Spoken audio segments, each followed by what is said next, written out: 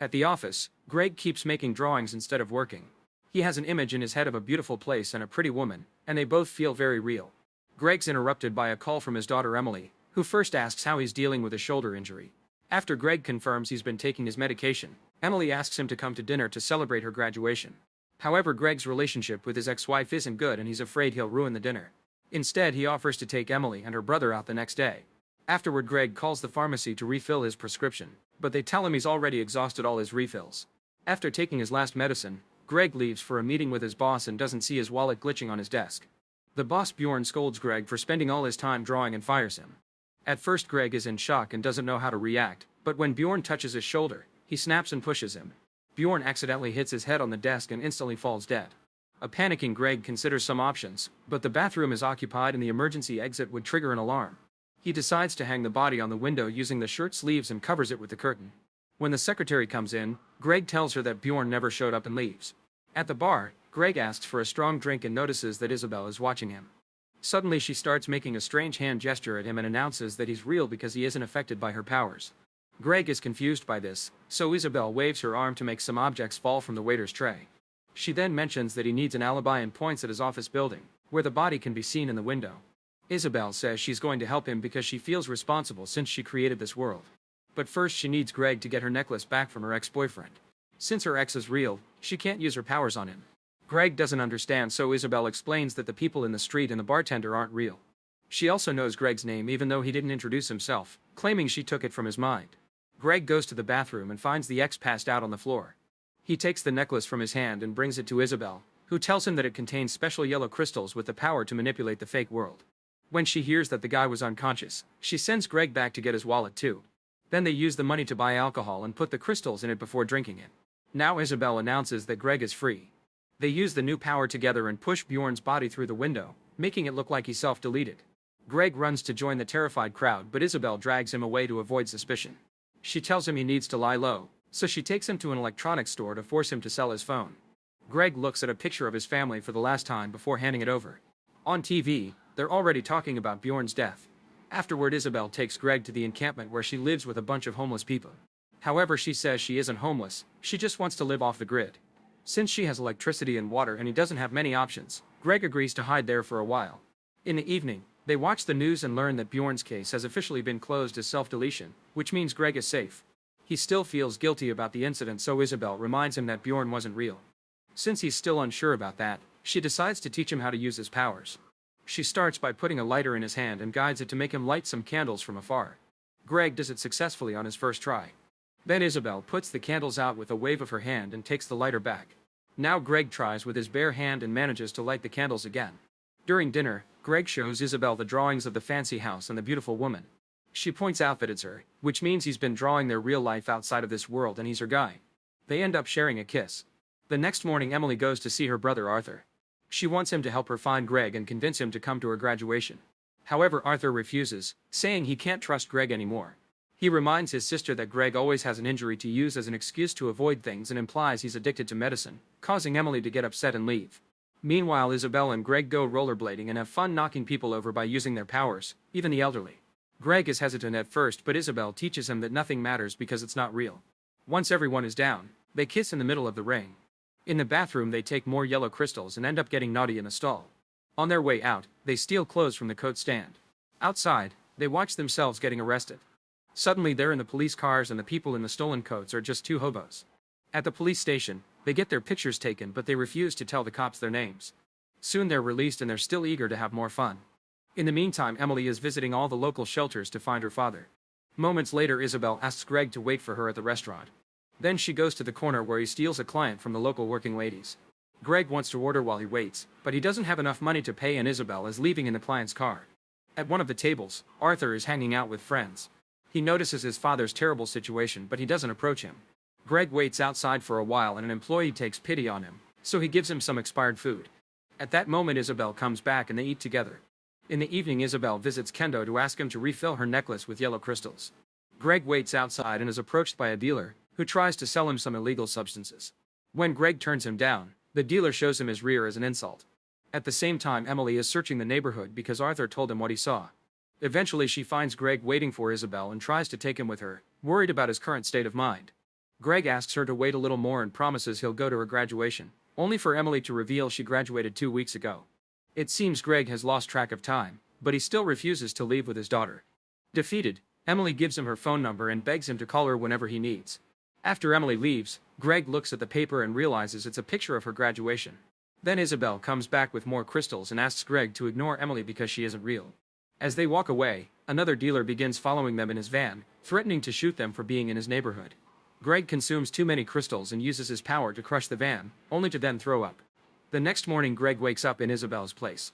Since she isn't around, he picks up his things and leaves. On his way out, a hobo throws a beer can at him, and Greg starts drinking this early. He finds a pay phone and tries calling Emily, but he only gets her voicemail. When he goes back to the encampment, Isabel freaks out because he left and claims she left a note.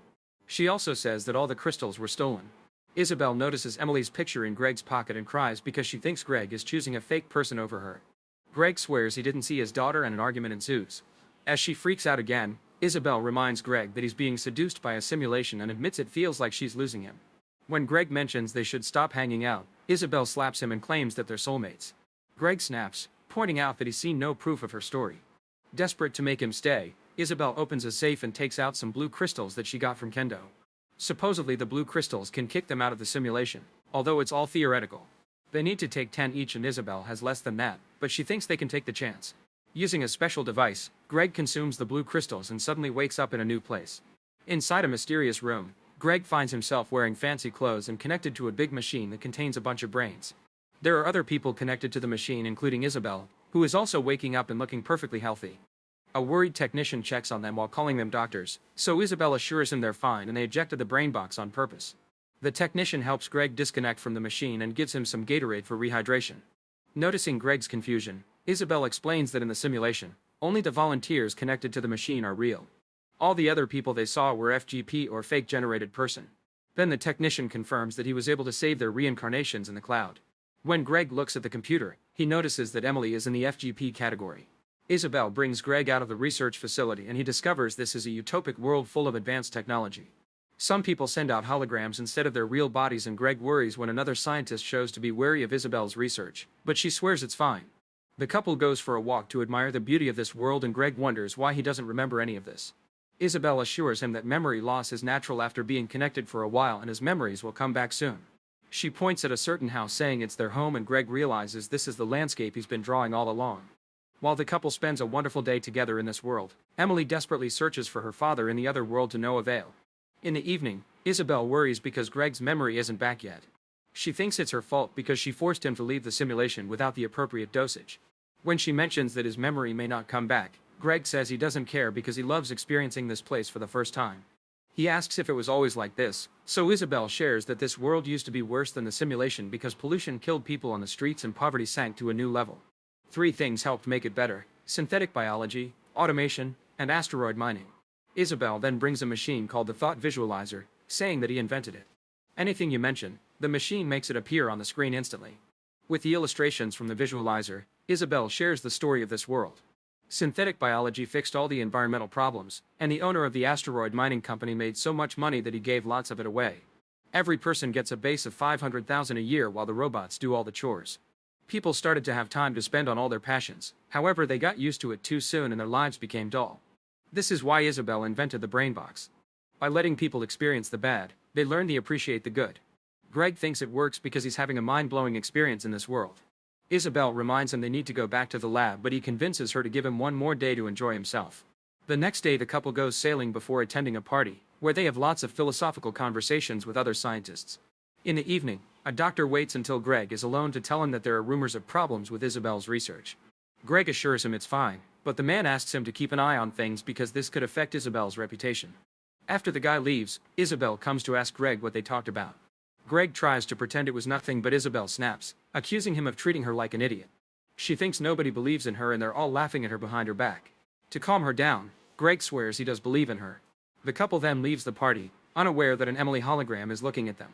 The technician warns her not to go near Greg because he's unpredictable. That night, Greg dreams of the simulation. The next morning Isabel tells him that she wants to prove her experiment works and for that she needs more data, so they should get back in the box. Greg doesn't want to go back and tells her to publish what she has, which is already enough. She only agrees to do it after he says yes to being interviewed during the presentation. That night in a packed theater, Isabel presents her experiment with the name Bliss. She explains true bliss can only be achieved by understanding the contrast with the opposite state of mind. Greg is called to the stage and Isabel asks him a few questions. After he tells the crowd how great he feels, Isabel plays a video of his answers before entering the simulation, showing him to be bitter and frustrated. When she asks him if he's lacking anyone in his life now, Greg hesitates before seeing a hologram of Emily among the public. However, he still answers no. Isabel concludes her research by saying that a once frustrated man is now full of wonder. At the after-party, all the scientists approach Isabel to compliment her research. Greg keeps seeing Emily's hologram around and decides to follow it, noticing that the ugly streets of the simulation appear around her while she walks. He asks her if she's really there and she says yes before reminding him of his name and his children, claiming his head is not on straight. She's been to her tents and brought back the necklace with the yellow crystals. Emily shares an anecdote from her childhood and Greg is happy to realize that he remembers it. His daughter asks him to choose between the two worlds. A few men argue as they try to get to Isabel and they get aggressive, causing a guy to fall on a glass table. Then a bunch of protesters enter the building, causing total chaos. The noise makes Greg turn around and Emily disappears. Seeing Isabel stuck in the crowd with no way to leave, Greg decides to take the yellow crystal and uses his power to push the people back.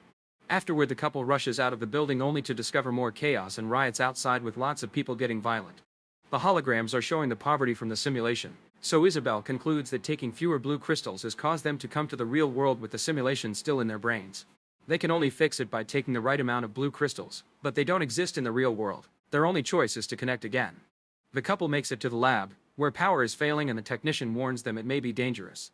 Isabel ignores him and connects herself and Greg to the machine. Soon they wake up in the encampment, where it's raining heavily. They go to the bar to look for Kendo and when the bartender tries to kick them out, Isabel uses her power to kill him. Then she approaches a group at the table and grabs a man's hair while demanding to know where Kendo is. Another guy takes out a knife, so Greg rushes to calm everyone down. While Isabel keeps on interrogating the group, Greg is shocked to see Bjorn outside. He runs to him and demands to know what really happened, so Bjorn gives him some change and calls security. Isabel has to drag Greg away and reminds him that Bjorn isn't real, he just was rebooted. Afterward, Isabel buys pepper spray from the working ladies and manages to get a client. When she enters the car, she uses the spray on his face and Greg uses the chance to drag the guy out. The man tries to defend himself but Greg brings him down with a punch. After stealing the man's wallet, the couple leaves in the car and finds a gun in the glove box. Moments later they arrive at Kendo's place and Isabel threatens to shoot him if he doesn't give them blue crystals. Kendo agrees to cooperate and reaches for his pocket, so Isabel shoots him down thinking he's going for his gun. However, he actually has crystals in his pocket. Isabel doesn't feel guilty because even though Kendo is real, this won't kill him in the real world. Greg freaks out, feeling like she's making up the rules as she goes along. Suddenly the cops burst into the building, so Greg and Isabel rush upstairs to the roof. They manage to escape by taking the fire escape and reaching the stolen car. Meanwhile, Emily goes to find Arthur to ask for his help because the police has called her with the latest news. When the couple reaches the encampment, they get the device ready, only to discover that the blue crystals aren't enough again. While the police appear on the bridge, Isabel concludes that one of them must go back and the other must be stuck there forever. Greg refuses to stay here, so she hands him the device, however he doesn't dare to leave her behind. Instead, he proposes a plan. Isabel can kill him so he'll wake up in the real world and she can join him by using the device. Isabel refuses to do so and admits she isn't sure Kendo is alive because it's the first time death has happened. As the police surround the encampment, the siblings arrive. Arthur doesn't follow Emily though, explaining he only came to support her and not their dad. Isabel has a breakdown and blames herself since she created this world, so Greg tells her that it's beautiful and he isn't leaving. Emily runs to the bridge and calls Greg, only to be dragged away by the police. Then Isabel looks at Emily's graduation picture and calls her beautiful. She kisses Greg before stepping out to distract the police while she uses the device to take the crystals. Since the cops go after her, Greg manages to sneak away from the encampment and escapes without being seen. He cries as he crosses downtown, finally coming to terms with what happened. Moments later, Greg is sitting with a support group and admits he has an addiction. It turns out all the simulation stuff was a hallucination caused by the illegal substances that Isabel and Greg took. They've been nothing but violent hobos all along. Eventually, Greg is clean enough to meet Isabel again. Make sure to subscribe and turn on notifications so you can watch more videos like this. Thanks for watching.